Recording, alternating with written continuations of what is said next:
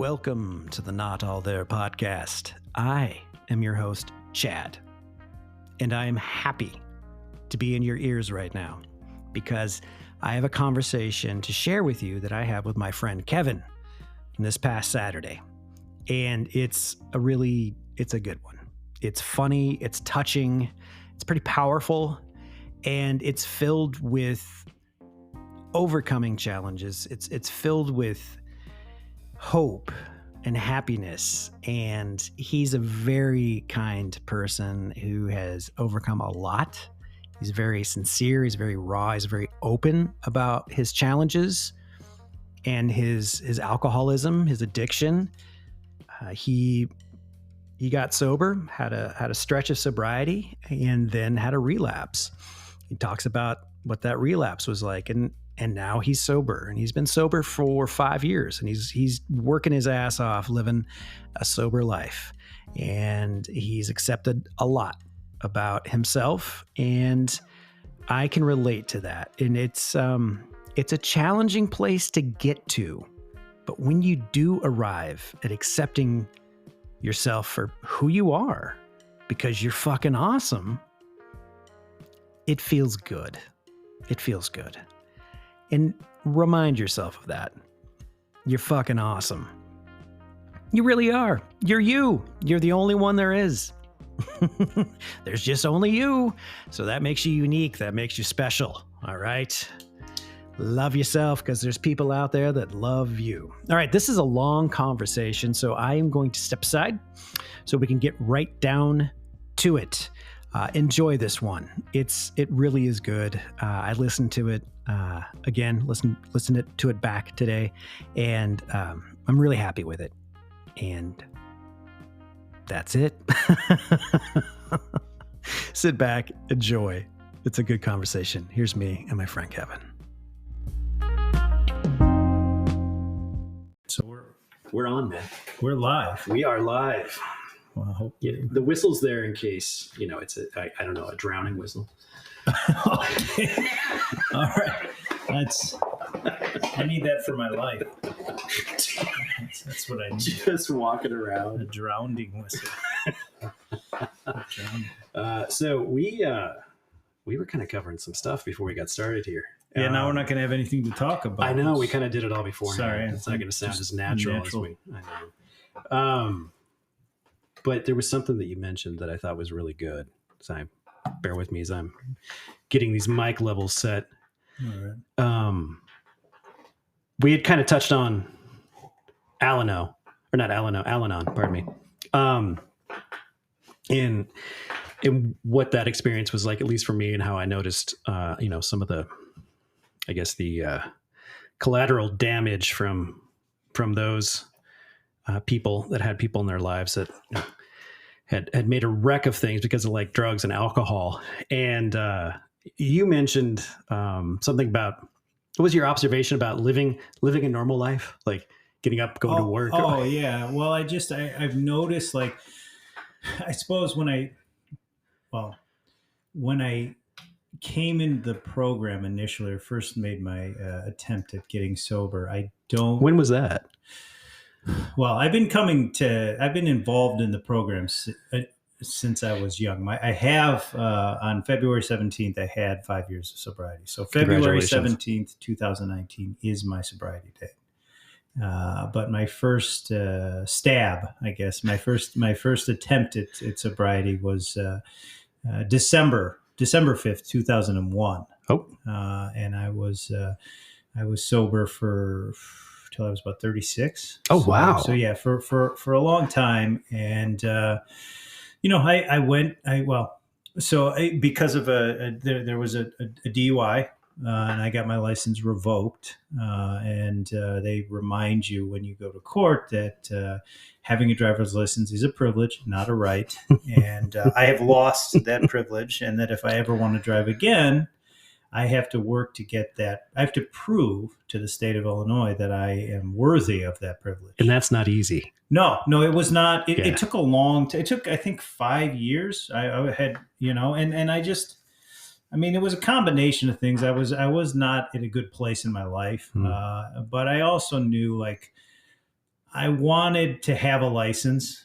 Like I did not want to be one of those people who did not have a license, and I felt that was an important especially on the North Shore of Chicago. Exactly. I felt that was going to be an important part of life, having a license and to be a well-rounded human being. So, but I wasn't.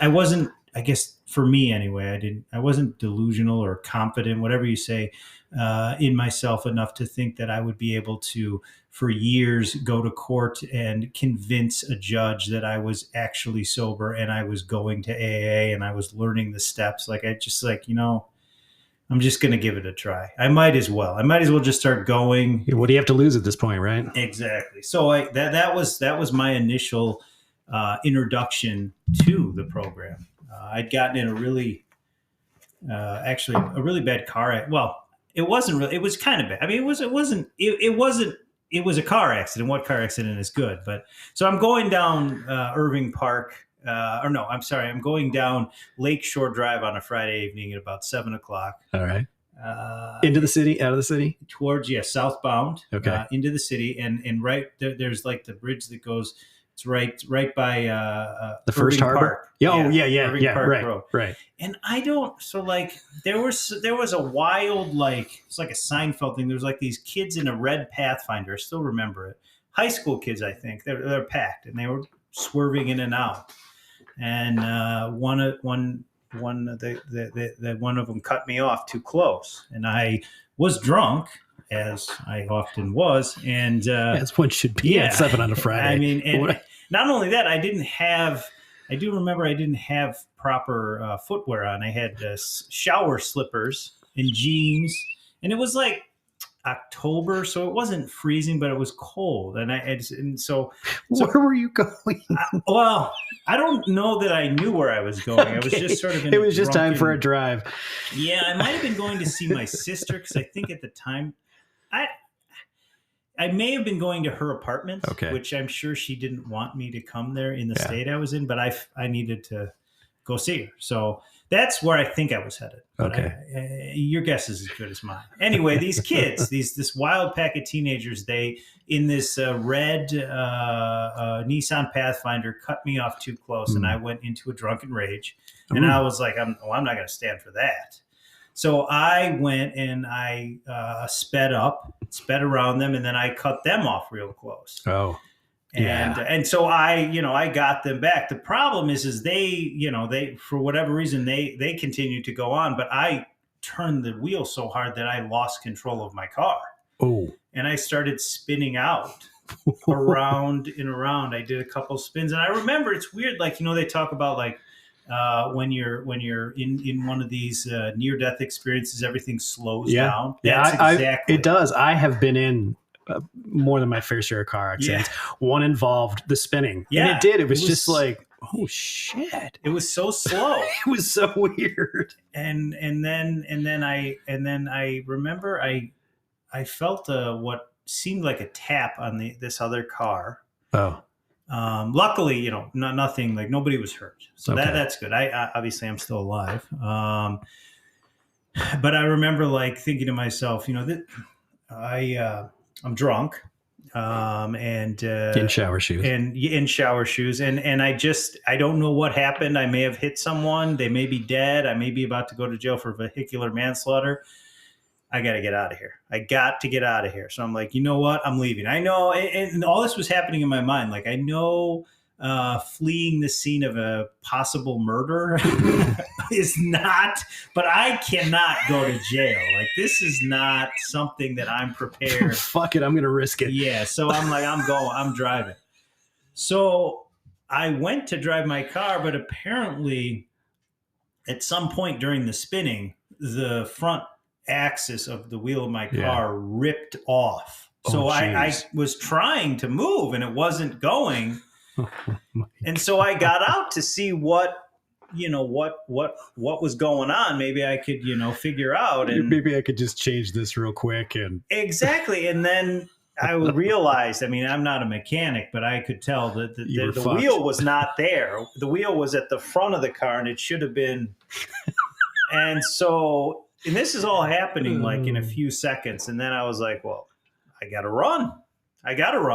Oh my God. So I'm on Lakeshore Drive at 7:00, rush hour traffic on a Friday night, and I lost my shower slippers. So I'm barefoot, and I'm running down Lakeshore, down Lakeshore Drive. Yeah, well, I ran down Lakeshore Drive, and then I tried to get off. Oh my God. And the cops, somehow they must have been in the area. They got me.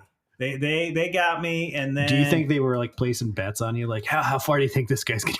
Yeah, well, they could have. I don't know. We got a runner. I remember they got me, and I remember they put me in the back seat of the car. It was the plastic seats, and when you get arrested, they're not the most accommodating. I've never had the pleasure. So when I was sitting in the back seat of the car, say like once the adrenaline started to come down a little bit, and I was like, well, I'm in the back seat of the car. I'm going to jail. Then I had to take a piss. I mean, I had to go to the bathroom, and you can't like, come on, I got to use the restroom. Can we speed this up? They're not. Yeah. That's why the seats are plastic. So, I was in there for what seemed like hours, and they were not moving. I don't know. Well, they were probably inspecting the crime that I had committed to see if anyone was dead, to see that everyone was okay. But I wasn't worried about that at all. I had to go to the bathroom. And after a while, I just gave up, and I'm like, I'm already going to jail. I don't know what I just did. I may have killed someone. This is not good. I'm going to the bathroom. I'm just going to piss myself. Yeah, that's exactly. And now I realize this is going out into the world. So they took me to jail. It was just the overnight jail at Addison and Halstead, and I was in there, and I had a t-shirt, jeans, and no shoes or socks. And when I first got there, I do remember that it was just me in there, and it was cold.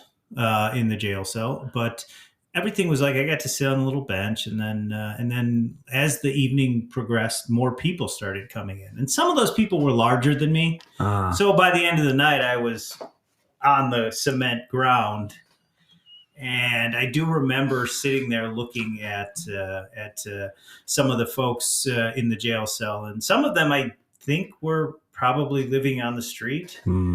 But I was very jealous of them because they were properly dressed for going. Like, they were warm. Like, they had the correct amount of layer of clothing on. And I was like, that was a moment where I was like, maybe this is not. I am jealous of the homeless man who I believe is homeless man because he has proper clothing, and I do not. Like, I'm and not the good sense not to piss himself. Yes. Oh yeah. And I had that. I wasn't even thinking. I was so cold. I wasn't even thinking about that. So I don't know. I remember that the next morning, nothing had happened to the person, and I don't even know that the guy pressed the guy's car who I hit. It was like I ended up just bumping him, so he was okay. I don't even know that I didn't do any except to my car. So nobody pressed charges, and I was let free. So everyone was okay. I was okay. My car was not okay. So the next morning they let me out, and I remember walking home in barefoot. And my jeans, and like I had to walk from Addison and Halstead, and I was living in Rogers Park, and I do remember like I was crossing, like, because I went to school at Loyola then. I was like just getting out of college or about to graduate, and I remember I came across a couple people that were my classmates, and it's that look like. You can tell they're like, what the hell happened to this guy? Like, what in the God's name? But they don't want to say anything. It's like, don't stare, that kind of thing. And, and so I just say, oh, hey. And they just say, oh, hey, and so that was another thing. So you left the Loyola campus? Is that where you no. So I when I was in college, I was living in an apartment. At Farwell and Sheridan. So you didn't make it very far. In other words. Yeah, no. I left the house. I left the house. I drove. I got on Lakeshore about 2 Drive. miles. Yeah, basically. I didn't even make it to my sister's house, and she was living in like Belmont and Seminary, like right in Lakeview. So yeah, I didn't make it far at all. So that happens, and like, is that when you got your license revoked, or is that when you tried to get sober? Or well, so I was getting my license revoked, like the whole thing. Yeah. So So as a result of that, then eventually I got, I had a court date set. Okay. And that was like a few months out. In this time, I was still drinking for another couple weeks. And there was another incident now that I'm talking about it, that one night I blacked out, and I forget, like, all I know is my apartment was uninhabitable. Like, I had ripped the sink out of the wall, and I couldn't stay there for very long. So I went to my parents' house, and I was at my parents' house and going to school, sort of like I was done with most of my classes. Maybe I had to take another final and then go to graduation. And I do remember, like, I was drinking and my parents weren't happy about that. And one night I had gotten in some sort of a argument or fight with my father. And I remember waking up in the basement of our house in a pile of dirty laundry. At like 3 a.m. Fuck. And I don't know what, the details of what had happened, but I remember I went upstairs, I went in our kitchen, I got some food, and then I went in the TV room and I was watching, I turned on George Carlin. He had a comedy show. Fantastic. And I had never, believe it or not, I mean, aside from Bill and Ted's Excellent Adventure, I'd never really seen or knew who George Carlin was. Oh my God. He was one of my dudes from way back when. Well, yeah. I thought he was like the funniest human being I'd ever seen. Like, I'd never seen anything like this. So crass, but so brilliant. So smart. Yeah. I just remember thinking, like, this is really a funny human being. And, but I couldn't laugh because I was so miserable. Yeah. And that was when I first, I guess that this was my first true, what you would call, or what people in the program would call, a spiritual experience, or the first aha moment where I was like, okay, I don't remember. I think I was 23 at the time. Okay. Just about. Yeah. So, and then, 23, almost 24. And I remember, like, okay, well, I'm 23 years old. I have my whole life ahead of me. I'm about to graduate from college. I mean, I have no idea what I'm going to do, but I'm about to, this should be the happiest times of my life, or so I'm told. These are supposed to be the best years of my life, and I am miserable. Something is not right. And I know that alcohol has something to do with it. I didn't really honestly have any expectations, if I'm being honest, like of ever being happy or having a good life. I can relate totally to that.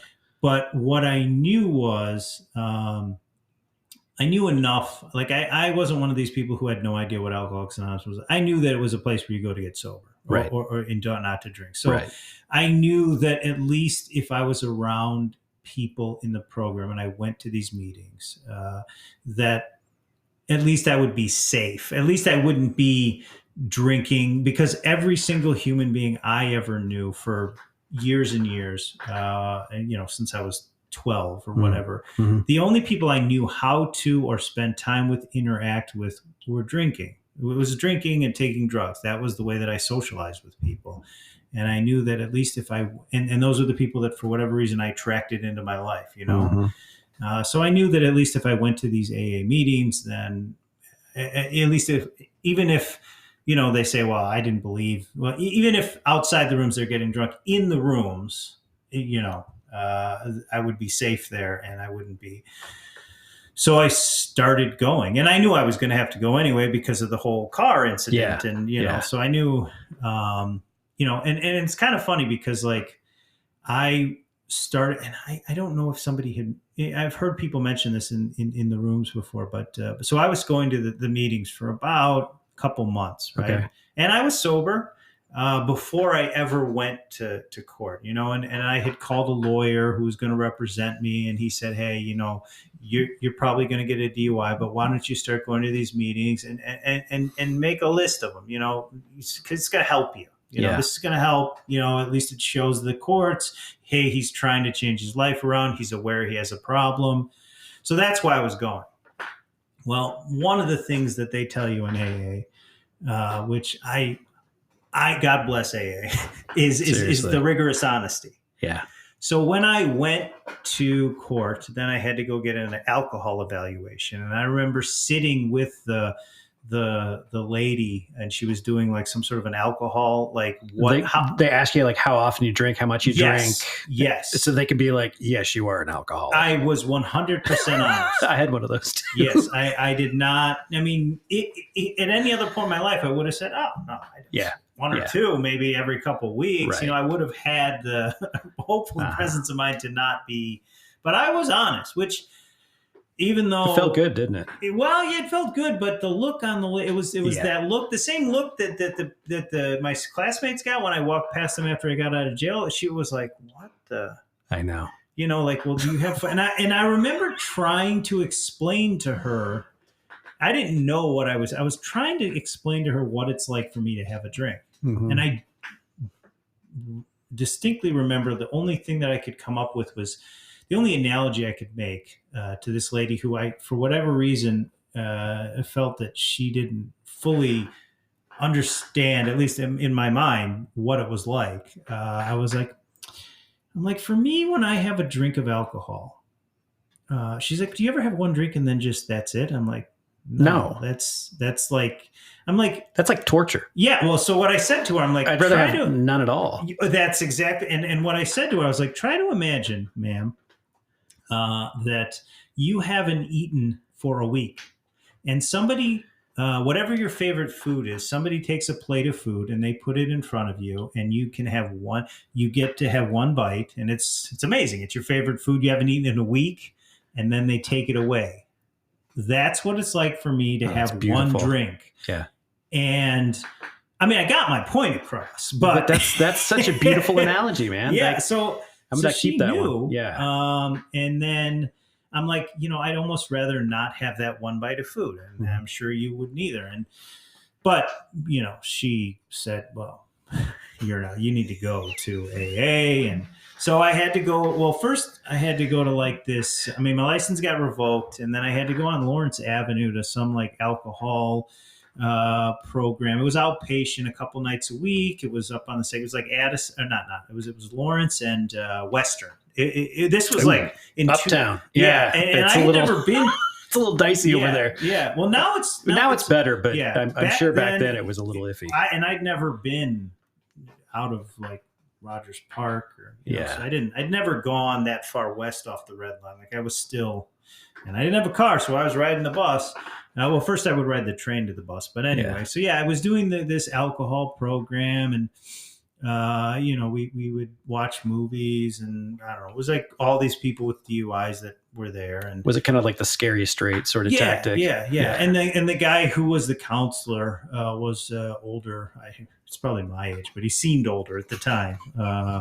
And he had been sober for like 20 years. He was in AA, and he knew, like, for whatever reason, I was the only one who had gone, who at least seemed to be in AA, and he really liked that. But then, like, I didn't want to be his AA bitch. Like, he's like, this is Kevin. He's in AA. You should tell us what Kevin. That's all about. And Kevin. I was like, no. I don't want to be. I'm not ready. I appreciate, but I'm not ready. The endorsement, but I'm not ready to be that guy just yet. Yeah. So I was doing that. I started going to these meetings, like I met a guy at this Loyola Fieldhouse. There's I've been to that meeting. Monday. Yes. Oh my God. I went there, and I met some dude, and he was, for whatever reason, he went to a bunch of meetings in Lincoln Park. So I would go to the Monday Loyola Fieldhouse, and then I went to a meeting on Sundays at this Church of Our Savior. It's at Fullerton and Clark, and then I went to this other meeting on, I think it was Wednesday nights there. It was a 12 and 12. And then, I started like going to a lot of meetings. They all seem to be in Lincoln Park, and I still go. Like I went this morning, I still go to the LPAC because I'm familiar with that area. It's just familiar to me. So I started going to these meetings, and then after a while, I was even, I was in court, and like I had to get my paper signed. I had to get my paper signed for like a year. I feel like most people have to get their paper signed for 6 Over months. the summer, this summer I'll do it. I like the Thursday night. We'll do.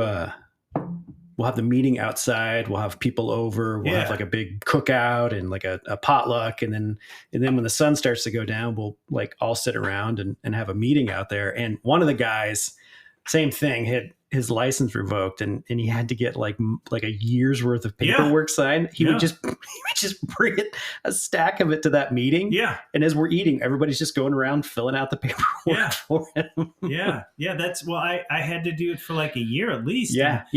His was at least a year. Yeah. I think it was like 2 summers in a row. Yeah. It was a lot. He brought these papers.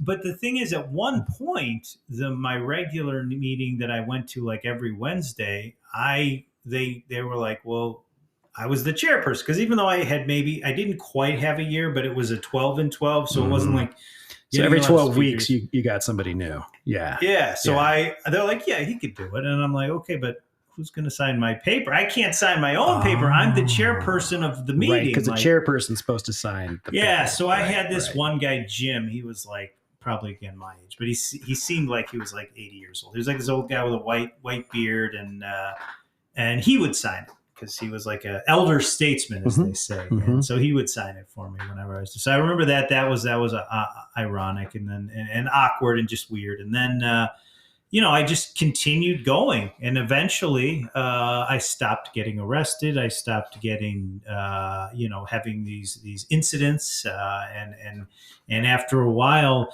the AA people just became people, and then they became my friends, and then it became normal. And then I started, developing friendships in the program. And then it became, normal. Like instead of being drunk all the time and high and getting arrested and being with you were taking care of your responsibilities. Exactly. And then I eventually maybe liked yourself a little more. I think eventually it takes a long time to get, if you ever get there. I graduated from college, which wasn't, I was already kind of done with all this stuff. Okay. But by the time like did you go to the ceremonies, you walk and So were you sober at their working on it at that time? I was sober, yeah.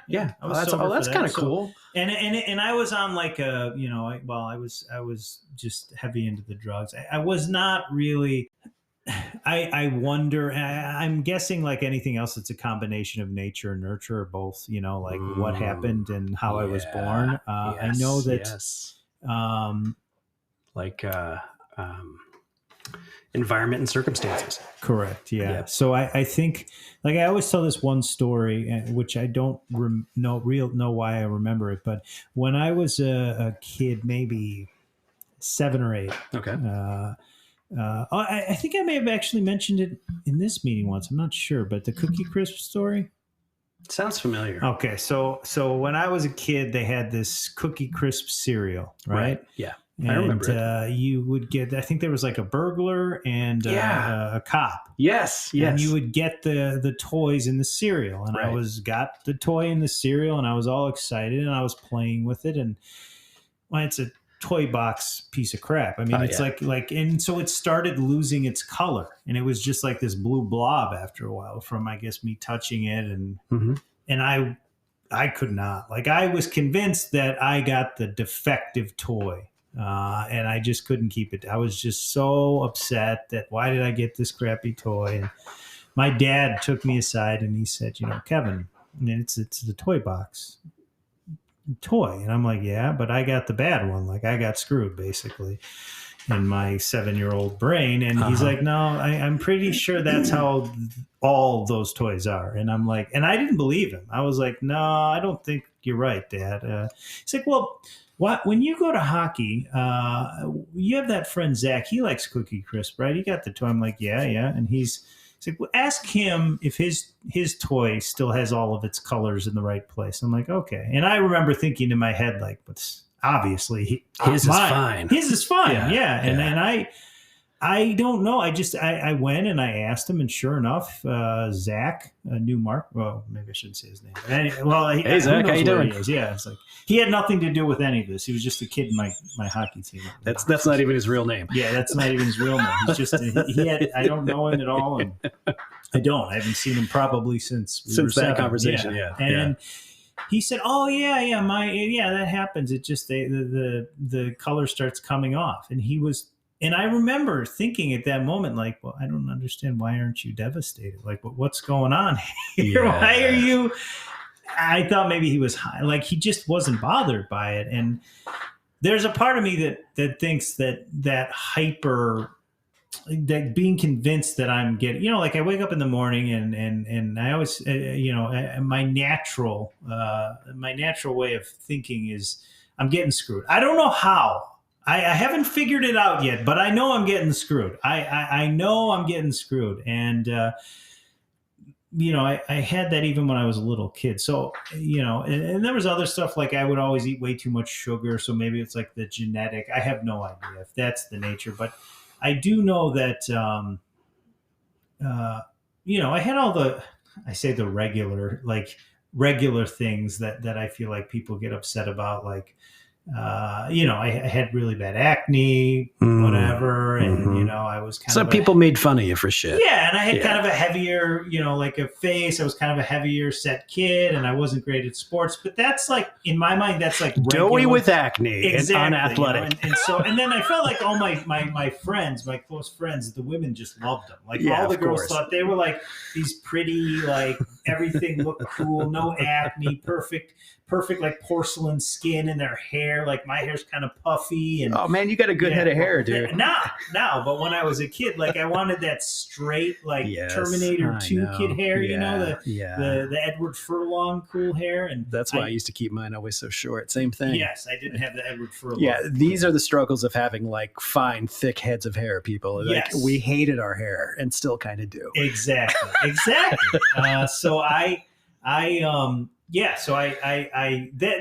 In my mind, like that's like the normal stuff. But the thing that I really think, and I had trouble with, like, I didn't always get along with my parents. And my father was kind of like the authoritative type guy. Wasn't your dad in Vietnam? Oh yeah. Okay. We'll get back to that in a second. He's an intense guy, but that's like in my mind, that's regular stuff. The thing that I feel like that when I think about all the stuff when I was a kid, that's the most painful which is going to sound kind of weird or is embarrassing, is I had real bad trouble. I had a very difficult time learning in school. Like I had learning disabilities. Okay. And I didn't know exactly what they were.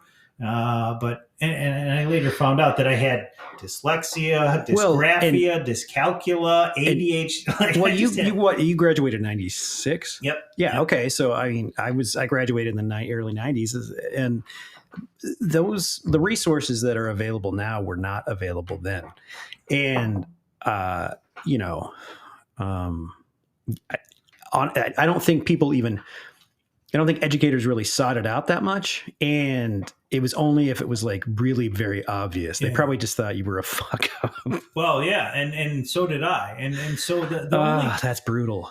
So basically that was like, when I think of it, and maybe that's a high class problem, is like, what it created in my head was this feeling that I was worthless. I was inferior to everyone. And so I spent my entire life, actually, until recently, when I went to see this new therapist, feeling like I was inferior to everyone. Like inadequate.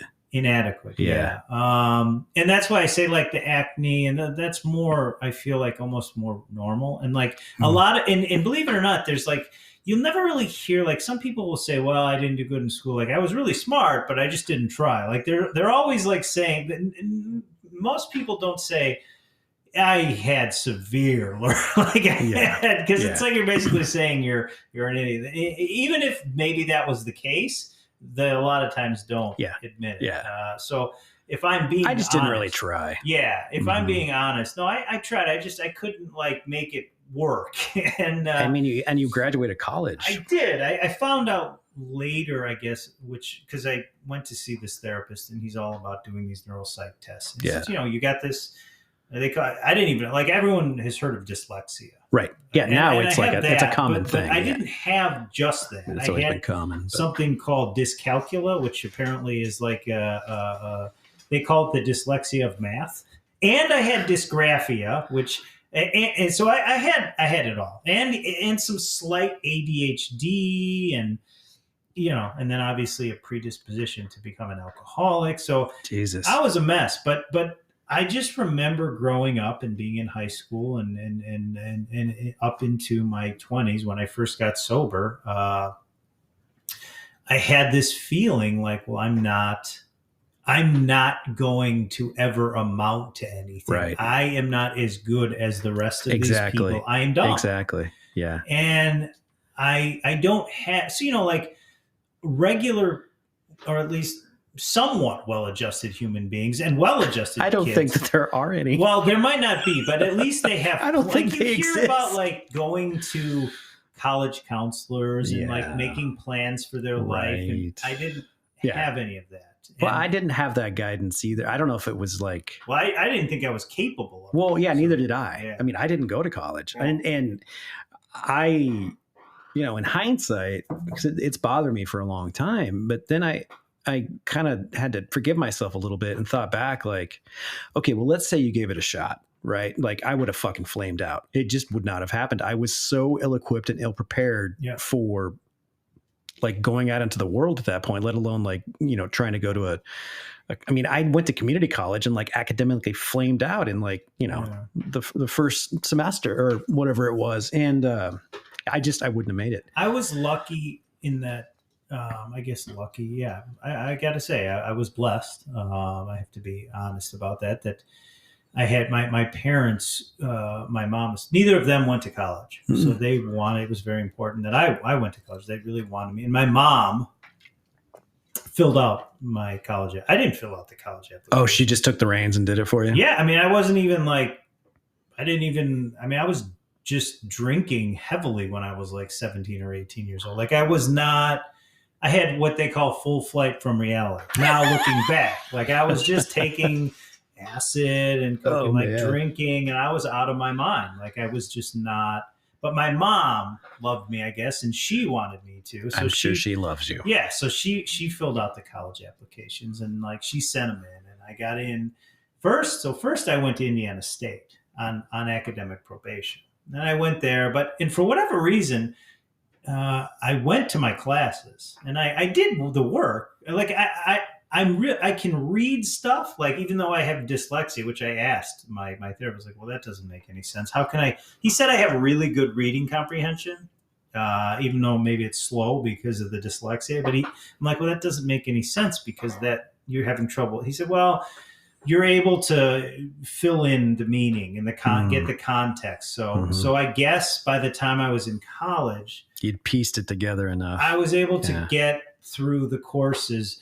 Now I didn't that's like a huge inferiority thing. And it's something that I'm actually working on with the encouragement of my therapist just to build my confidence is, I did like intermediate algebra barely with so like that kind of stuff when you don't study or you're not present and you have a learning disability that I wasn't able to. Reading I was able to. So I was able to get a degree in psychology. It would have had to have been a liberal arts degree because it couldn't be heavy in math because I didn't have any of like when I was like fifth grade I stopped like not only applying myself, but paying attention at all. Wow. But then I also had a lot of, like, I had a lot of help from my parents in that, like, I didn't have to, like, a lot of kids have to have a job and in order to, so they're working and going to school. I just got stoned and went to school and got drunk and went to school. So, and it took me a few years. So first I went to Indiana State. Then some kids I went to high school with that were like a year younger than me, they went to the University of Oregon. So then I went out there, and then I really got messed up. I took a lot of drugs. And like, as one will do out in Eugene. Yeah, and so my parents said, you know, if you want us to pay for you to go to college, then you got to come back here and go to Loyola. So I got my degree from Loyola, and that was good.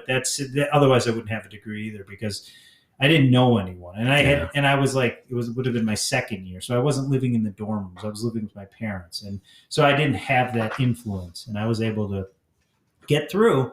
So I was. But that's something that that's a pain that I have to this day for whatever reason. So that's one of the things that you poured a lot of the booze on top of? Yeah. And I still struggle with it today. Like I still have this, or I'll have a severe, you know, it's a very painful thing. Like, and specifically around math, like people, like what's this? Well, there's a person in our group who's a very young engineer. He's a rocket scientist. A rocket scientist. So and you know who you are out there. And they're very nice, and you know, they're just a down to earth, like you can talk to them and everything. Yeah. But in my mind, it's like I have this feeling, like, you know, inferiority, and there's like a, you know, so absolutely. I'm trying to get past that, and part of getting past that is learning to be more comfortable with myself. Yeah, it's acceptance. It's self-acceptance, and that's a motherfucker to get to, especially when, you know, we put this, like, we build this mountain of inadequacies in front of ourselves. And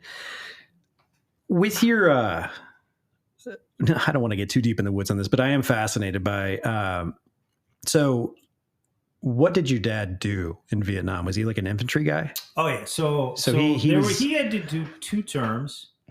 So, and I remember, so like he was telling, like I was watching movies, but sometimes he would talk, like if something came, he never really talk about it. Mm-hmm.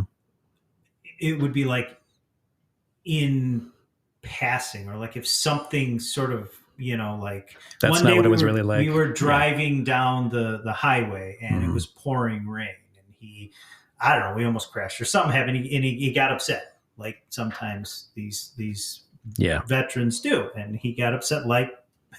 And I just remember him, you know, like saying, like, you know, I was in the jungle, triple canopy jungle, and the pouring rain, and he was in a rage. And so, like, stuff like that. Like, then one time we went to like Disney World, and they had some like enchanted forest thing, and he was talking about, you know, it would be stuff in passing, or like but it was. So he's like having a flashback. I guess, yeah. I don't. So he was. Was he full of rage? Do you rage a lot? He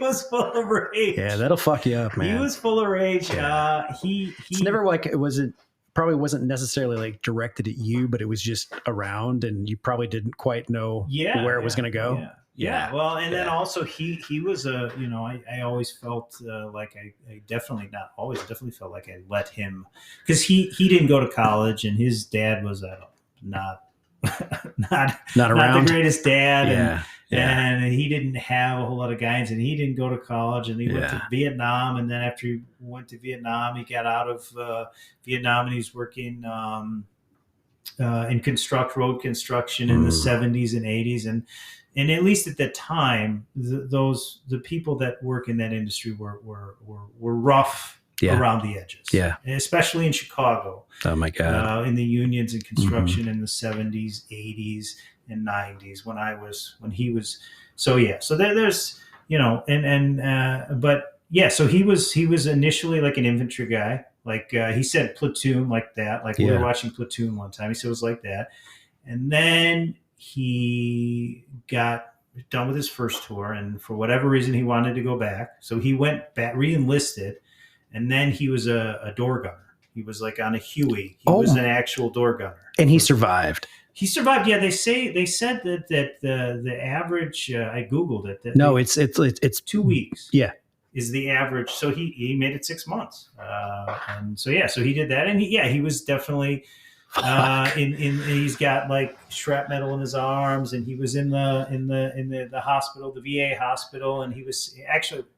There was a family friend who had recently passed away, and we went to the funeral, and then they have this place, Hackney's I love Hackney's. Hackney's on Lake. We were at the Hackney's on Lake. Yeah. In the basement. And I haven't been to that one, but yeah, I know. Hackney's is fantastic. Hackney's is good, but you don't want to go. There were flies, but it's like a North Shore sort of We go to the one place. on. There's one on Willow, and there's one downtown now. This is the one. Yeah, I don't know. We go to the one over by the farm. Yeah. So we were out there anyway. He had mentioned that when he was in the hospital in Vietnam, he used to smoke cigarettes, and he would blow the smoke out of his ears because he had the perforated eardrums, I guess, from the guns. Yeah, like you hear about people when they go to rock concerts and they hear that ringing. Yeah. Well, that only it was from Have the you, guns. on a side, have you ever been around a Huey? No. Those things are so fucking loud, man. No, yeah, let alone, I've never even even seen one in real life. I've seen them on TV. I don't even remember how, but yeah, I've had the pleasure of seeing one fly around, and they are fucking loud. I don't know if they're meant to be that way, so you like hear them coming in like a fear way, but yeah, they're loud. Yeah, so he was like in Apocalypse, not like Flight of the Valkyries. Yeah. So there's this whole thing about trauma that gets passed down from generations, intentional or not intentional. Yeah. Like, my parents very traumatized as kids because their upbringings were fucked up. And my dad, who, we can talk about this, we've cleared the air on all of it, but he too would get like just full of rage, and was never directed at me, but it was just around. And it really fucked me up. And I think also that contributed to like the feeling of inadequacy for whatever reason. Like maybe if I had done something a different way, my dad wouldn't be so pissed off, but whatever we were doing had nothing to do with me or really the reason why he was pissed off, I think being around the anger and the rage, it's you're just kind of there. I think I don't know. Now he's 76, 77, 70. He was born in 1946. Was what, 77? 77, 78, yeah. So they kind of mellow out, I guess, as they get older. Yeah. But he'll always be like 10 feet tall, Right. No, exactly. My dad is 81 going at 82, and he could still kick my ass. My sister got the height too. Like she's like my height or a little bit taller. Maybe not taller. Is your dad like a tall guy too? Well, he's 6'2", so he's not super tall, but he's taller than me. He's like, a bigger guy. I'm not. My dad too. I'm more petite. I'm not a bigger. I got guy. My mom's genes. Yeah. Basically, that's pretty much what happened. But so, you were sober for how long then after the first go? So I got sober. I was I think December. It would have been December 5th, 2001. I believe I was 23. And then and then I was graduating college. Look, it took me like 5.5 years because I went to Indiana State. I was on drugs. I went to the University of Oregon. Then I went to Loyola, and I didn't really have a direction or know what I wanted to do. And that was the one thing that I carried with me is like, I think that my father wanted me to go to college and get a degree. He was big on, which of course was tough for me. He you got a degree in psychology because it's easy. You didn't get a degree. There's not enough kids getting degrees in engineering and business. You're not a fucking rocket scientist. Exactly. And at one point he said, we would have sent you to medical school if you'd had the aptitude, but just get some kind of he always called it a half-assed liberal arts degree. That was his. So I always felt like I kind of let him down a little. He wanted me to be, something in engineering. That's a lot, man. That's a lot. I'm sorry. Yeah. That's expectations are a motherfucker, especially when they come from your parents. He didn't know. Like that's the thing. He didn't know any different. Yeah. He didn't know no better. He didn't know. He didn't know no better. Exactly. He didn't know no better. So I can't. I know you can't. You can't fault him. I know. Yeah. He was. His heart was in the right place. Right. Just sometimes, and the messaging was a little off. And to be fair, I have no idea. It's. I've heard some stories from my mom who heard it from his mom when she was alive of some of the stuff that he went through. Well, she said that when he was a kid, he was very, very sweet and calm and gentle and never got upset and never raised his voice.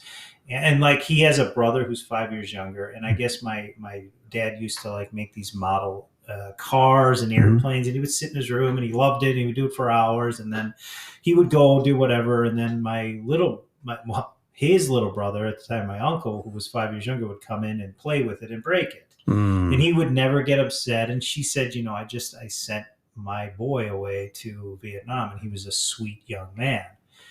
And when he came back, he was a different person. And I guess there was one time where they were sort of out. He was with his platoon. I don't know the terms because I'm not a military guy, but he was with his group, his guys, his squad, and they're out in I don't know what they called country. They're out there. And I guess there were landmines or something. They got ambushed. I don't know if it was landmines or they got ambushed. Yeah. All I know is that everyone in his platoon died except for him for whatever reason. And so like he had like their brains on his face, and and that I think that was what Jesus Christ affected him. I mean, he's got the Purple Hearts and stuff, but I don't know. I mean, that'll fuck you up, man. Yeah, that'll more than rattle you. Yeah, they get, and then it's, I guess if you're around somebody who is high strung, then runs you get high strung. Yeah, you do. Yeah. Well, you become like vigilant and all that shit. So, but he was, so there was that. But even that stuff, like the father stuff, it's a cool story. Like, my father was, but.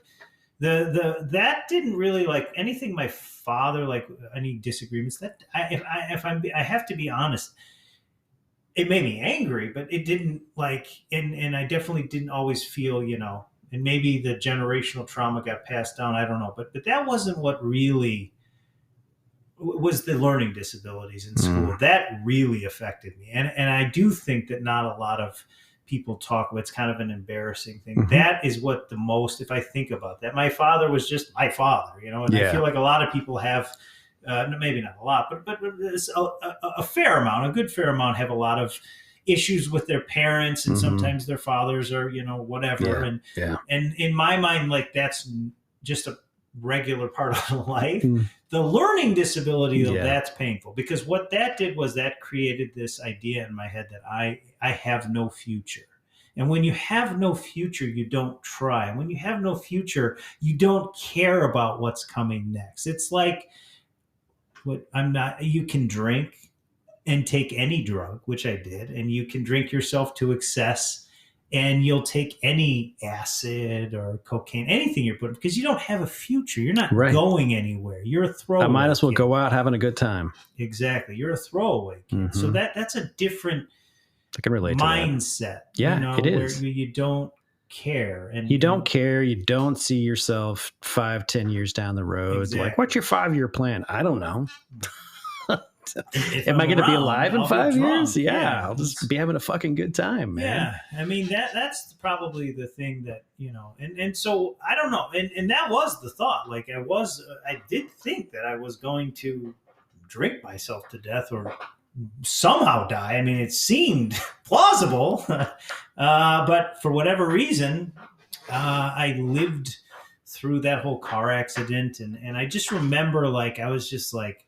I didn't like going to jail. I'm not going to lie. I didn't like being on that cold floor in the jail cell without any shoes and jealous of the homeless man who had warm, dirty, maybe fleas. Yes, but it was warm and I was cold. And I knew that even though maybe my life was going to be miserable, I didn't have a future. I knew that I didn't want to be in jail ever again. Yeah. Which when I relapsed, I ended up in jail again, but that's a whole nother. And so I knew, okay, well, at least if I go to AA, sure, I'm going to be miserable. Sure, I'm still going to be a loser. And I'm not going to be happy. And I don't know about this whole AA thing, but at least I won't black out and end up in jail. There's a good chance, at least I'll be safe. That was my whole thought. So I remember I started going to the, I didn't know I called the central office. They didn't. I mean, they had AOL back then in 2001, but it wasn't like they still had phone books. We still had answering machines. I still had a landline. I don't even think I had a cell phone then. And I went in the phone book and I called the central office and they told me about the Rogers Park Alano Club. So I remember I went there and it was December and I remember being cold there a lot. And then eventually somebody I met there took me to the Loyola Fieldhouse one where I met this dude and he took me to the Lincoln Park meetings and, I started getting into it. And eventually I finished having to get my paper signed. And eventually, I finished the alcohol classes. And then, I continued to petition the court over the next 4 years. I think it was 4 or 5 years. And eventually I got my license back.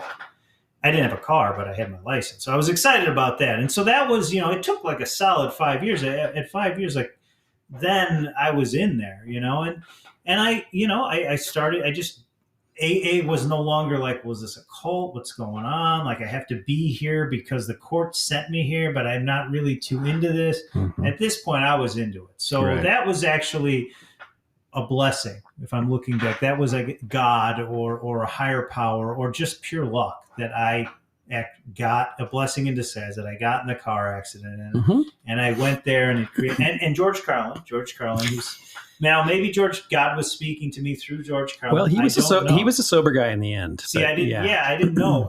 All I knew was that I was so depressed and I was like, I should be happy. So I'm in AA and I'm in AA for a while and so I was going to meetings regularly and I was doing service work and I was chairing meetings and I was sharing and then after about 7 or 8 years, my life got full, which I think happens. It's one of the curses and blessings of the program, I guess. Yes, it is. And slowly, I met a girl and we were dating and I I slowly stopped going to meetings. It was kind of lost contact with the people. 6 meetings a week to 4 to 3 to 1 to none. And I was still sober for I just wasn't going to meetings. I was not drinking. I was a dry drunk, I guess. That's not a fun place to be. Yeah. So I was going along and then I was dating a girl for a little while and things didn't work out. So now I'm in my 30s. Probably I don't honestly remember. I think it was about maybe 14 years. So I was about 34, 30. It was so, I'm trying to think of the day. So definitely 2013, I was still sober. So that's 12 years. Yeah. And then I made it about another year. So I'd say 2014, 15, somewhere in there, so what happened when you went out? So first I was dating this girl I was so in love with. She's the only girl, even really to this day, that I've ever thought like, this is somebody I want to marry. I want to if things happen, have kids with and spend my life. Like I just knew this was my person. Like this was my soulmate, all that Hallmark stuff, like that was like, oh, this is, and it didn't work out. And I was sorry to hear that. Yeah, well, it's all right. I mean, I'm sure it's for the best. Okay. But as it turns out, I'm not the best at picking. Understood. Say no more. I have a disability. I don't think they don't call it learning disabilities anymore. I think they call it like neurodivergent and neurotypical. Like everything has a special name. Right. I kind of think that neurodivergent sound like I'm definitely, well, I don't know what that means, but I've got that. It sounds almost as cool as rocket scientist. Neurodivergent. That's like you're a rocket scientist. Well, I am. I'm neurodivergent. Wow, Geez, okay. Mr. Fancy Pants. Did you get a degree in that? How long did you have to go to school to get that? And it's like somebody else like so basically you're in special ed. Well, yeah, I mean that's what you're saying is you're an idiot. Yes, basically in a fancy way. I'm an idiot with a good vocabulary. That's what I am. I am an idiot with a good vocabulary. I was just really depressed for a while, and then And then I got a new job. Yeah, and then I Yeah. got a new job in property management. This time I was working doing rentals. Now I do condos, but I was doing rental management. And at this particular place where I worked, there were several. It was like kind of like a fratty type place. Like there's just a lot of guys. Maybe not fratty, but there were a lot of guys there. And like after work, they want to go and drink. And you know, they would ask me to come out, and I never would. And then is this the place with the clubhouse? No, this was before that. Okay. That was where I actually got sober this time. Okay. But yeah, no, this was like some guys, and then I like, you know, I don't understand. And like, I didn't want to say I'm in recovery, and I wasn't even going to meetings, and so I thought, so I went out, and you know, I did the whole rationalization thing. I started telling myself like, hey, you know, I was 23 when I stopped drinking. Yeah. I was just in college, getting out of college. I was a kid.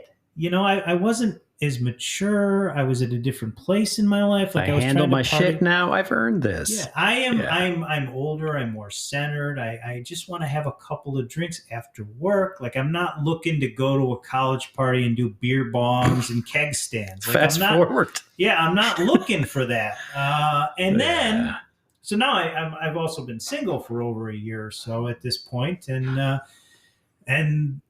this is like 2015, 16 in there, and I said, so I get on Tinder. Now they got Tinder, so I'm on Tinder and I'm trying to go on Tinder dates, and there's always this weird, awkward pause, like, oh, you don't drink, huh? What's that about? Like, you know, and then you always hear about like women in red flags, and being an alcoholic, a recovering alcoholic, that's a red flag. I mean, that's a red flag. Yeah, I get it. And so I felt judged. And so I started telling myself, you know, like, I just want to have a beer. Like, I don't want to have that uncomfortable conversation. And so I had a couple beers with the guys, and it was okay. And I went on some Tinder dates, and I had a couple beers there, and then, you know, slowly, I started thinking to myself, well, you know, I had a couple of beers on a Monday night because they all went to go watch Monday Night Football. And so that was pretty good, you know. And then I was always going to the gym after work, and it would take like, you know, you get done with work at 5. We used to have to go to work back then in 2016. We actually all had to go to the office. Yeah. So I'm getting done at 5, and then I go to the gym. By the time I get to the gym, it's 5. It's about 6. Then I work out from maybe 6 to 7. I take a shower there, 7:30, 8. By the time I get home, it's 8:30, 9 o'clock. And I just want to have a couple beers, but it's 9:30, and it's Tuesday. And before I know it, I'm drinking 5 or 6 beers because I'm an alcoholic. And then it's like 3 or 4 in the morning. And then I have to get up the next day. And this is not going to work. So I need to figure something out. I need to get it together. So I did the only normal thing. I got rid of the gym. And I was like, what's the thing that's consuming the most time in my life? It's not the booze. Because in my mind, the gym. It makes perfect sense, right? Because it's like, I get done with work at 5. I could be home at 5:30. Well, not even. So there's that, but I could have a couple beers on my way home. Of course you could. Because I'm not out. I mean, yes, I got in the bad car accident with the drunk driving. That was a long time ago. You were young. So there's been some DUIs, and I've had some problems, but this is like, I'm just having a beer on my way home. Yeah. So it's okay. And so then, but it's also priming the pump. It's getting, you know, it's like, absolutely. So you're just taking the edge off, so you're not a dick when you get home. So then I get home, it's 5:30. Mm-hmm.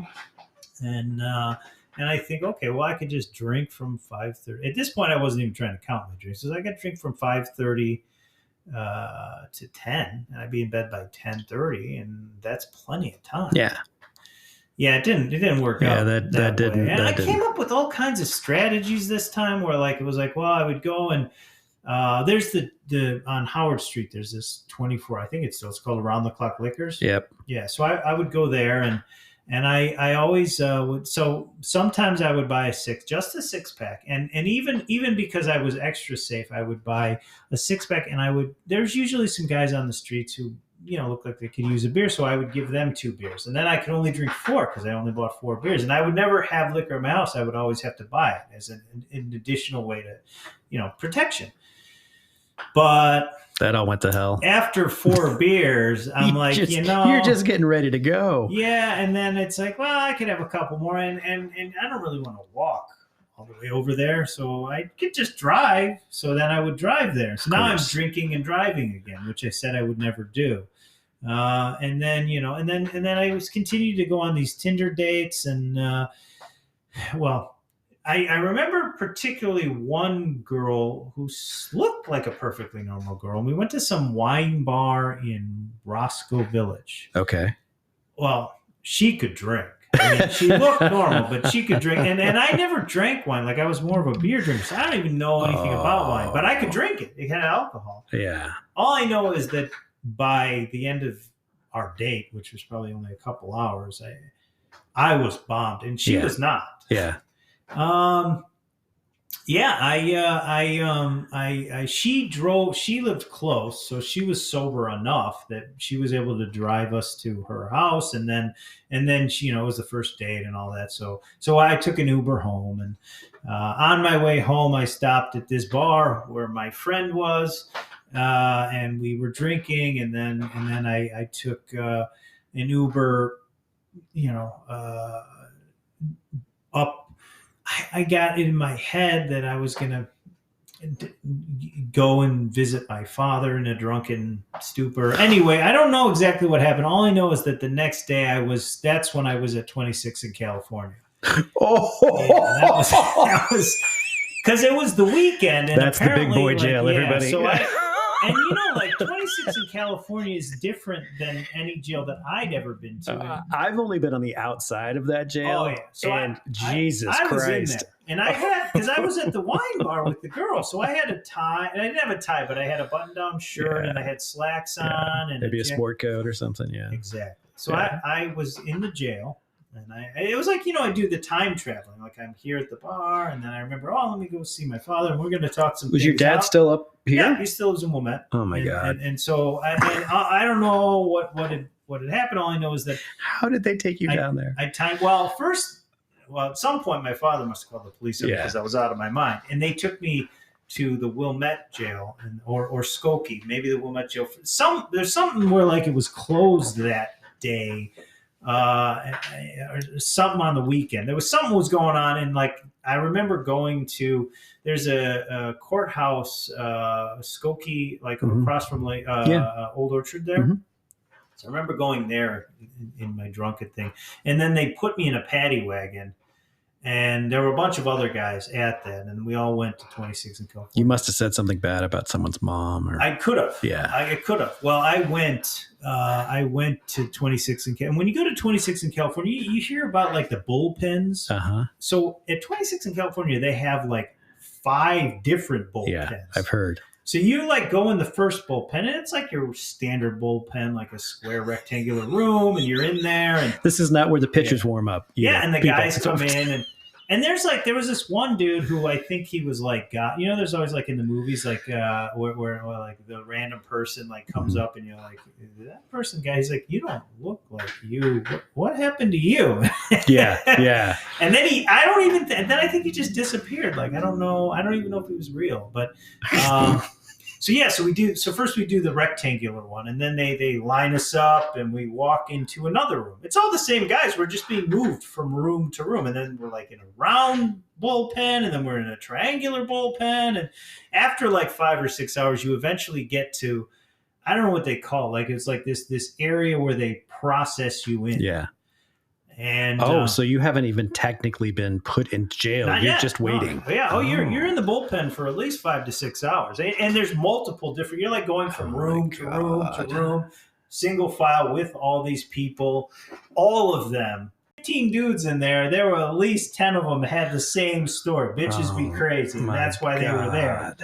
And there were some other guys that got popped with drugs and whatever. So I'm in there. With your sport coat. With my sport coat, yeah. Well, probably had like elbow pads, like, and or the like felt elbow. Yeah. And then And then, so then, yeah, like I'm in there with my, but then when you get to the part where they're actually processing you in, then they give you, and they gave, at least at this time, they gave me, it wasn't an orange jumpsuit, it was a brown jumpsuit. Oh, so you actually got a jumpsuit? Yeah, it wasn't a jumpsuit, it was a brown top and like a brown, it was nice. It was like nice. scrubs or something. Yeah, scrubs. And it was brown and it said DOC, I think, Department of Corrections on the back in black. And then they gave me these Converse Velcro black shoes, monochrome, all black, and they're Velcro. You take your clothes. Now you're in. The suit's gone. Now I'm like everyone else. And I'm looking around. I'm like, well, we're the same now, you know? So then they put us in there, and then that was when they had a little TV, and it was in October-ish, I think, because I remember football season was in there somewhere, and so we're watching, and they gave you the bologna sandwich, just a piece of bread and bologna, and then the other piece of bread, and that's it. And then they give you get the one phone call, you know, but it's like this 15-digit code you have to press in before you can even get a line. Yeah. And if you get it, so you put it in, if you dial the wrong number, that's it for the day. And then it resets the next day. And if you get an answering machine, that counts as a connection, and you got to wait till the next day. And then also they don't want those, I guess, because maybe sometimes the criminals get out of hand. They don't want those cords to be. It was really short. So you can't like choke somebody. Too low down. So you're like on your knees pressing in this 15-digit number. And I think like the one guy was like, "You having trouble, man?" He's like, "All right, well, I'll help you out. I'll give you my number if you give me your sandwich." So I traded my bologna sandwich to this dude, and his number didn't work because he'd already used it. So I just got scammed out of my bologna sandwich, but whatever. I wasn't hungry. I'm not gonna lie. I wasn't hungry at that. It was a lot of emotional, and So then things went from bad to worse. So then I'm in the jail cell, right? Well, at some point during the course of the evening, the police and my father talked. My mother and the police and my father. My mother had spoken to someone, and they said, "Oh, he's in jail, but for whatever reason, now he has to go to 26 in California." I don't know. It was like they were going to do court or something or release me. And there was something because it was a weekend, or maybe it was even like some holiday weekend. I can't remember the details. All I know is that I ended up going from Wilmette to Skokie to 26 in California. And like all the suburban guys got in the paddy wagon, we all went down there. And so I'm down there. Well, either the police department or my father, somebody called and said, "Hey, he's, at the." Well, my mom, because she's this sweet old lady, I was like, "Oh my God, my son, well, I need to bring him some things." One of the things she brought me was like this antidepressant medication. Oh my God, like St. John's wort? No, Paxil. Oh, Jesus, so like the real stuff. I guess she felt that I would need that. I mean, I guess it makes sense logically. Like, well, he's in jail. He's not going to, if he's ever going to be depressed. Just smuggling some Paxil. Well, what my mom didn't know, and I clearly didn't know, is that, so in Cook County Jail at 26 in California, if you're on psychiatric, if you're on Paxil basically, or Prozac, then you are insane. So you've got a psychiatric. So now I'm in the jail cell, right? I'm waiting. Like they're going to put us in a regular cell, like all of us together in the general population. And I made friends, as much friends as you can with this one dude. He's like a contractor, carpenter guy. He's got tattoos, but he seems somewhat normal. And so we were kind of like, I'm like, all right, this, I'm going to hang out with this guy, and this is going to be my guy, and I'm going to figure it out. So this guy comes in, one of the cops comes in, and he starts calling out names. And I'm like, well, what are these names he's calling out? And the guy looks at me and he goes, "Oh, don't worry. That's for the crazy people. That's, the insane, the lunatics that talking to the trees. You ain't got to worry about that." I'm like, "Oh, okay." And then literally seconds after that, Phillips, Kevin. I'm like, "Oh, that's me. Gotta go." So I get taken to this, I get separated. I'm like, no, I want to go with the, they take me to this room, and they put me in the room with this guy he's gone. Like he's a 6'5" large man. who is talking literally to the wall and laughing. And just sitting there in the cell. And I am put in the cell with this guy. And there's no like, they have all the windows. It's like a little, it's like kind of like only really high with the mesh in there. Yeah. And I'm in there with him. And then so there's one steel bed with like a mat on it, and then I had my other bed there. And then there's a toilet, just a toilet at the other end of like what would be, the other end of the room. And that's it. There's no like barrier. It's just a toilet, like a metal hole basically that you can sit on, a platform you can sit on. So I don't know. So I'm in there and I'm not trying to make small. Well, the guy can't even talk anyway. Like he's not coherent enough to have a conversation. He's in his own dimension. But I wasn't interested in making small talk anyway. So I'm in there for a while, and after a while I have to, take a piss. So I get up to take a piss, and I notice this rustling of the blankets out of the corner of my eye. Oh God. And so, yeah, he was having a good time with himself every time I stood up. And, throughout the course of I was there a couple of days, I started to notice every time this is a giant man. Oh my God. All those memories or thoughts are starting to go through your head now. So every time he would pleasure himself basically whenever I would get up. And I mean, I am. Well, you're a damn handsome man. I mean, you can't see me maybe through this thing, but you can hear it in his voice. Yeah. So at one point, I just snapped and I was like, you gotta not. What's the matter with you? But it occurred to me like, this is not okay. Like this is out of bounds. Like this is not. And I just, I just thought to myself, well, I'm gonna knock on the door and I'm gonna do the sensibles. I'm going to ask the police officer and say, hey, this guy's masturbating every time I stand up. I feel uncomfortable. Can you just switch cells, put me in a different cell with either by myself or with somebody who doesn't masturbate every time? And I thought like they would do that. Like, I mean, that makes perfect sense. That's not okay. Like, that's not, well, the cop looked at me and he said, it's like, you get stressed. We all have our own ways of dealing with stress, and that's his way of dealing with stress. He's like, obviously you drink when you get stressed, and that's how he deals. You can't judge people, sir. And I'm like, that's when it really occurred to me, like I'm a criminal. Yeah. So this is my so this is when I start to have that, and so I guess in a weird way, the chronic masturbator was a blessing in disguise, because that's when it clicked. Like, this is where my disease this is where has taken me once again. This is and what I love about that is the rationalization within your head. Like, I mean, I'm in a jail cell with this guy that's like jerking off every time the wind blows. Yeah. What? Come on. Mm-hmm. What? Who has to put up with that? Yeah, I know. And I thought they would just be like, "Oh, don't worry." It's like, shut the fuck up, man. Yeah. And then, do you know why you're here? Yeah. Well, that was it. He was like, go and nothing, and I was in shock. I was like, "Well, I'm a criminal." Oh my God. Yeah, so I was in there for a few more days, and then my parents came and got me out, because I couldn't, like, so you get out you get out for like 5 minutes to get some food, and like you're in this like little room, and there's a TV, and then again it's like the phone's there, and you got the 15-digit code, and I'm like trying to call, and I only let it ring twice, because I know from the day before that when I went to the answering machine, that counted as a connection. Right. So now I can only let it ring twice, and and I'm standing like I'm like kneeling there, trying to type in the 15-digit code and waiting for and doing this.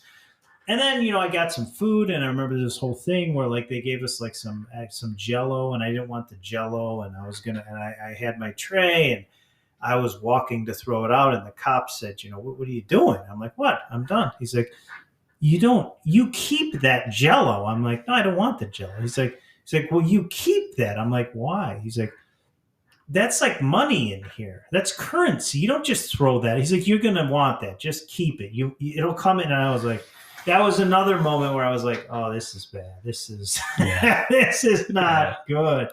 So eventually I got out, and then I didn't stop drinking. I mean, I had the moment where the thought, but I continued to drink on and off. And then but I did start going to the program on and off. And then I went through this whole thing where I was like in and out, you know. And I remember the first time I got sober, there were people who were chronic relapsers. And I remember thinking to myself, you know, I'm not going to be one of those guys. Yeah. And I felt bad. I remember feeling bad for chronic relapsers.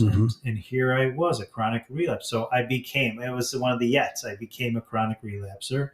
And you know, I did the whole thing like, you know, what is alcoholism? Is it a disease? Is it an allergy? Maybe I'm just a heavy drinker, and like, why can't I control this? And my God, you must have been so fucking exhausted from all of this brain power, man. God, I was Jesus. And then what happened was, one day I was, and this is what made me. This is when I fully admitted. Okay, so then this most recent time, so it would have been like beginning of February of 2019. I was at over at my sister and brother-in-law's house, and I don't remember. Oh, my brother-in-law, my nephew, my 9-year-old now nephew. So I don't know how old he was. He was 4, yeah. So it was his birthday is February 10th. So just before mine, and my sobriety date. Anyway, my brother-in-law. He's what we call a normie, at least as it relates to the alcohol. And I was watching him, and I started to notice, like, well, he always has 2 or 3 Miller Lights every time there's a holiday or whatnot. And not always, but a lot of times, like, he'll have 2 or 3, and then. But Miller Lights, I mean, that's not. I don't know, Miller Lights, whatever. No, I get it, but yeah, but it's or like, whatever my sister would buy for Miller Sure. Lights. So he'd have a couple Miller Lights. No, maybe not Miller. Bud Light. I don't know. Whatever. Yeah. It wasn't what I drank, but he would have a few of them. And which in and of itself should have been a problem, because at this time, like, I couldn't drink in front of my family, and I'm like a 30. I'm 40. I was 40 years old, and you know, it's like, if your family won't drink, you're not allowed to drink around your family. That's a signal. Sign. Yeah, You're 40 years old. Yeah, like, but whatever. So I would never drink around them, and. I was just watching him, and like, he would have a couple of drinks, and then, you know, we would go home, and it occurred to me one day, like, now when he's done with having his few beers and the party, then he goes and, I don't know, gives the kids a bath and does laundry, whatever my brother-in-law does, whatever you do when you're a father of children. But I thought to myself, I'm like, but it's got to be different for him, because he's not like obsessing over when is he going to get the next drink. Right. He has those drinks. He's good. And then that's it. And then he does the laundry and whatever he does, and that's it. And that was when I sort of really started to admit to myself, this time when I fully admitted myself, that it doesn't matter, and I don't care what. It doesn't matter. I don't know still. Is it a disease? Is it an allergy? Do I have OCD? Is it a mental disorder? Whatever it is, all I know is that my alcoholism creates the phenomenon of craving. Yep. I cannot rationalize myself out of that. I can't say, well, I didn't ever drink myself to the point where I would get a seizure when I would stop drinking. I didn't have to go through the DTs. I didn't drink every day. Like, there was no way, you know, sometimes I could go out and have 1 or 2 drinks and everything would be fine. So I couldn't be an alcoholic. But there's no way that anytime I had to admit to myself, anytime I would have a drink, whether I got drunk or not, and whether or not things went horribly wrong, which a lot of times they did, but sometimes they didn't. And that would give me hope, because I'm an optimist. And if I was being honest with myself, which at this moment I was, Yeah. The second I would have that first drink, I would not be able to stop thinking about it. It is like the closest feeling way I can describe it is it's like if anyone's ever had like a crush or been in love with another, with whatever you're into, where you can't stop thinking about the person, and when's the next time you get to see the person, and what are you going to talk about? What is it going to be like? It's like that, only it's alcohol. It's a drink. It's not a human being. And it's the way your mind and your body works around it too. Yeah. It's not it's not like joy when you think about it. It's like, fuck, I gotta have it. Yes. Yeah. And it's like, you'll do anything to get it. It's the only way you can enjoy your life. It's the only thing that made me feel not like that. Well, it's your identity. It was my identity. Yes. Yeah, well, that's it too, because I wasn't an athlete. I wasn't a student. I wasn't obviously. I wasn't, like tall and popular, and like I had some friends because I was always funny. So like I guess by the time I got to high school, I wasn't like, but I was getting in a lot. So there were a lot of people, but that was what I was good at. Mm-hmm. Yeah, I was an all-star. And so, are you that good at sobriety? Well, I'm trying. I'm trying. Now the thing is that was when I fully was like, there's no matter what, I can't stop thinking about it. And that was when I fully, like this time, I feel like I fully admitted to myself that I don't care what it is. All I know is that I have it. Whatever it is, when I drink, I can't stop. I definitely can't stop. And even if I do somehow manage to stop, I can't stop obsessing over it. And the obsession of the mind is what is alcohol. It's fucking torture. Yeah, it's torture. You can't stop thinking about it. And the only way that I can get away from that is by just not having anything to do with it. And the blessing of not engaging in drinking is that I don't get arrested and I don't black out. And I am able to keep a job. And, and at this point in my life, which is actually, this is progress for me. Like there's a part of me that's like, it's self-acceptance. Like, I'm an alcoholic, and I'm aware that there are people, and maybe there are women that are going to be out there, and guys too. That's a red flag, and that's fine. That's cool. Who I am. Yeah, and it's like but this is what I am. All I can do is work with what I have the best I can. In some ways, like they say, life's like a game of cards. It's like you're dealt hands. Some people get great hands, some people get middle, and it's like, this is what I got, and I'm doing the best. It could be worse, certainly. It could be a lot better, but you're still in the game. Best. Yeah, I am. And one of the things now, so after that, I started getting sober again and started going to meetings. Then we went right into the pandemic. So then it was like, I still was able to stay sober. We were doing the Zoom meetings. Yeah, it's tough. And luckily, because I've been sober for years, I had you had kind of like a network you could dip I knew back some into. people, and then Tom, he came a couple times. Yeah. He reached out. I was able to reach out to him, and he was my sponsor. So we'd go to a couple meetings, and then.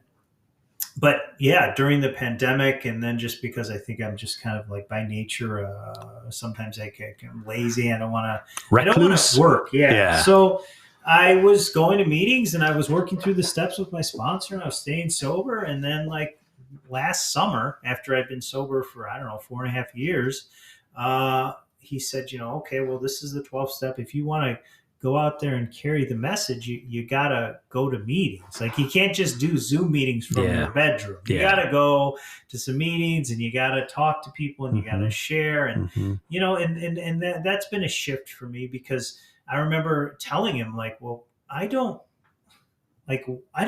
think that anybody, like, I'm not helping. Like, it's like, just show up. But you are. Share your story. He's like, but nobody wants it's like, well, he's like, Kevin, look at it this way. And he's like, and I'm sure you can agree with this. He's like, at least you can tell people as a cautionary tale. Exactly. Like, what not to do because you've done it. Yep. You've screwed up. And to the newcomer, even if they think I don't want what that guy has, at least you can say, well, you don't want to get drunk and go for a drive down Lakeshore Drive. And you certainly don't want to end up at 26 in California with a chronic masturbator. You don't want to end up with a chronic masturbator. You don't want to do this. You don't want to do that. And this is what happens. And this is where it can lead you. And it's not going to get any better. Yeah.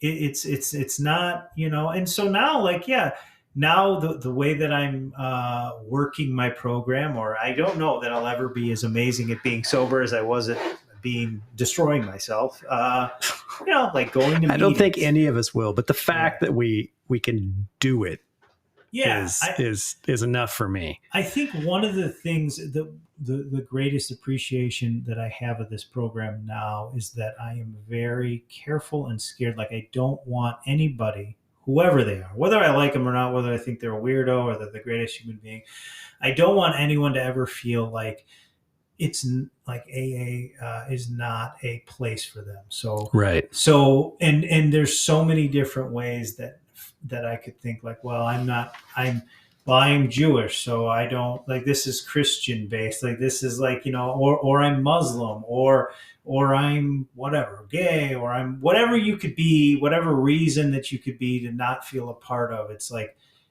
I want everyone to know this, because alcoholism affects everyone. Person. Yeah, it doesn't give a fuck. It doesn't care about what you look like, what your gender is, what your sex is, how old you are, where you're from, how much money. It gets everyone. So that means that this solution that we have has to be available for everyone. And that's one of the things that I value, is like, whenever I talk about, for me, my higher power, is a God of, like the Christian God that I know, but it doesn't have to be. It can be just a group of people. So I don't want to refer to God, even though my entire life I've always heard God referred to as we understood him. I don't want somebody to say, well, him. Well, him. Yeah. And that's fair, because if I'm being honest, with this new, this thing out there, it's like gender non-binary, gender fluid, right?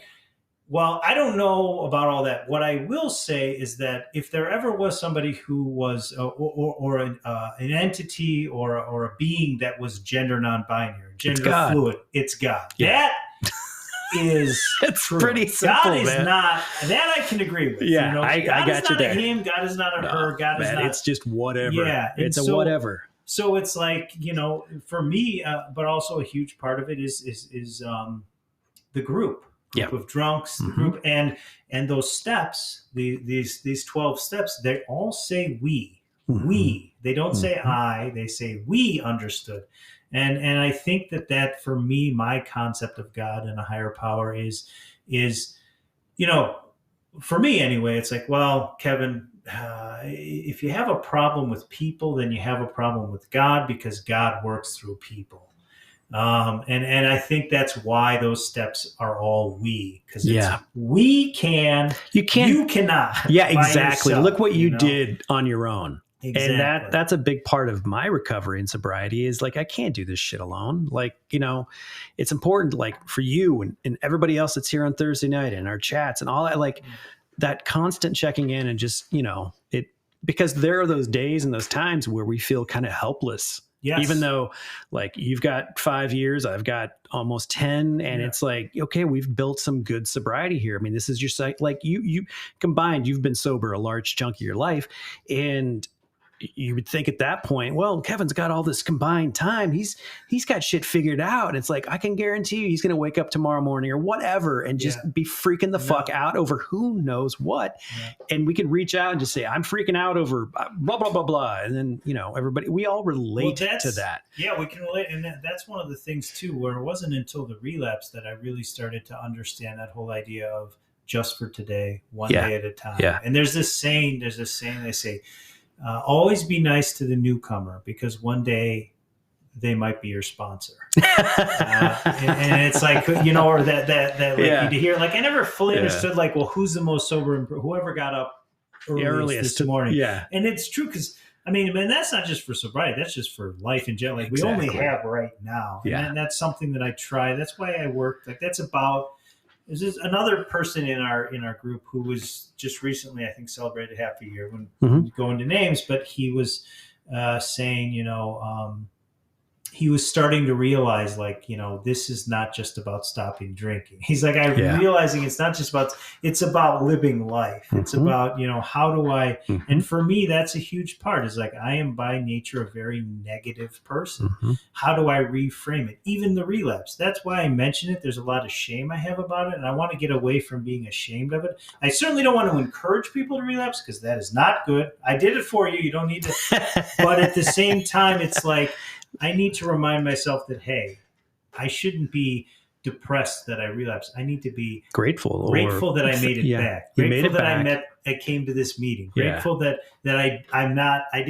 grateful that I just ended up with the aggressive masturbator and not in jail, and grateful that I didn't. Well, at least he was covered. He covered himself up. I didn't see anything. So, and he didn't try to touch me in it. He could have been just fucking with you. I mean, he could have been. That's true. That is true. That is 100% true. But I didn't want to find out. You didn't want to pull back the sheet. Yeah, and yeah. What are you packing over here? Yeah. So that I didn't see anything. So that's good. He did not expose himself to me. So that is true. That's another thing to be grateful for. Always got to look at the bright side. There's always a silver lining, and that is one of my, one of the tools, I think. And like, you got to break it all the way down sometimes. Yeah. Just like, so it's so simple. It's like, oh, well, at least that didn't happen. Exactly. I mean, and like, when it comes to like prayer and meditation, obviously, that's a huge part of the program. I always want to, like, even for people who are like, well, I'm atheist, I don't believe, and that's fine. Cool. But for me, it's like, okay, well, why are you getting on your knees? Well, if you get on your knees, like if I get down on my knees, maybe it's because I'm 46, but if I get down on my knees, that's what I'm doing. That slows me down for the day. I need to focus on this. It keeps me focused. And if I am saying, God or group of drunks, help me to be of service, like, then I'm if I do that every day, even if there is no higher power, I'm retraining my brain to think and act, and it's there, and you're telling yourself to do that. Exactly. And after a while, it's like, at one point I had this thought, like, well, I've thought all negative, horrible things about myself my entire life.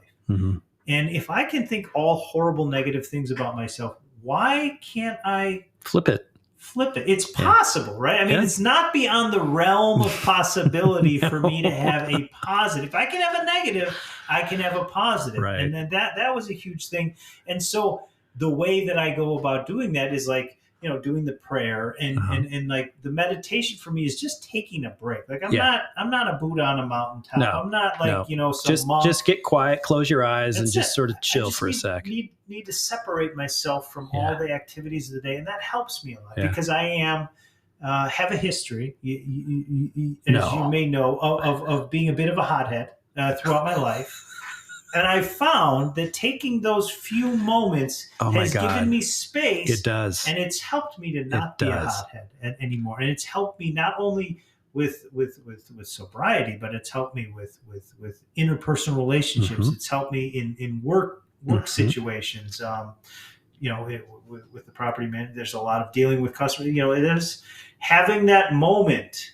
And take it before you pick up the phone. Take it take a walk outside for just a second. Sometimes I just do a lap around my building, which I mean, it's not a big building. It's like, it takes maybe a minute, but just to move and breathe the air and then go back to my desk. I'm like, okay, now I can reset. Yeah. It's huge. And then the other thing, the gratitude list, the thing that I found about that is that, because I'm a negative person, I always go to negative. Whenever something happens that I'm not happy with or I don't like in my life, which happens and happens to everyone, even I always think of Tom Brady, because in my mind, he was blessed with superstar. He's tall. He's married to he's a millionaire. He's married to Giselle, like some, or I don't know if he still is, but he was. And I'm always like, even Tom Brady, like Mr. Captain America, he's even dressed like Captain America. I know. Like even he has bad days. And so the idea is that if I'm writing a gratitude list, and I'm writing all the things I'm grateful for, when I go to that, when I have a bad day, you can look at it every single morning. It's fresh in my head. I always have it there. And it's just easier to retrieve it when I need it. So that's the difference, or that's the way that I'm working. I'm working the program in my life, and I'm actually starting to develop interest in helping other. How can I be of service? Which is new for me, because I have a tendency to be a bit self-absorbed. You know, No. I'm not. Like, that's some sort of an anomaly between us. I'm the only person I think about that type of thing. So that's basically me up to the current. There's God a lot. Damn, that was special, man. This is like a supersized I left a lot episode. out, but oh, I know you did. Your podcast, you can bring me back for additional episodes. Oh, don't worry. There's a few people I will. Yeah, we were just getting the engine warmed up, man. I always wonder what happens. Hopefully the angry masturbator or the aggressive hopefully he's gone on to do great things. Hopefully he's doing well. He's doing well. And if he's not, we'll pray for him. That's it, man. This has been awesome, Kevin. Right. Thank you, man. All right. Take care of yourself. All right. Thank you.